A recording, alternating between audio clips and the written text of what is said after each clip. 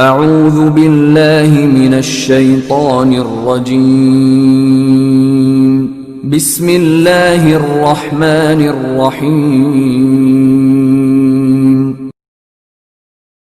وَلَئِنْ آتَيْتَ الَّذِينَ أُوتُوا الْكِتَابَ بِكُلِّ آيَةٍ مَا تَبِعُوا قِبْلَتَكَ وَمَا أَنْتَ بِتَابِعٍ قِبْلَتَهُمْ وَمَا بَعْضُهُمْ بِتَابِعٍ قِبْلَةَ بَعْضٍ وَلَئِنْ اتبعت أهواءهم من بعد ما جاءك من العلم إنك إذا لمن الظالمين۔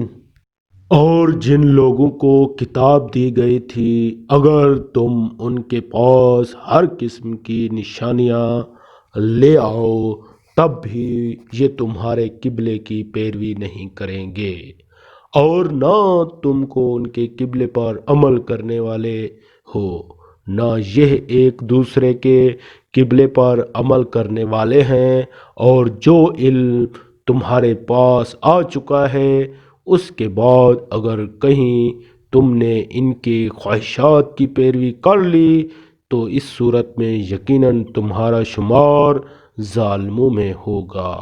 تفسیر۔ میں یہ اعلان کر دیا گیا کہ اب قیامت تک کے لیے آپ کے قبلہ بیت اللہ ہی رہے گا۔ اس سے یہود اور نصارے کے ان خیالات کا قطع کرنا مقصود تھا کہ مسلمانوں کے قبلہ کو تو کوئی قرار نہیں۔ یہ خطاب رسول اللہ صلی اللہ علیہ وسلم کو بطور فرض محال کی ہے جس کے وقوع کا کوئی احتمال نہیں، اور دراصل سنانا امت محمدیہ کو ہے۔ اس کی خلاف ورزی نہ کریں۔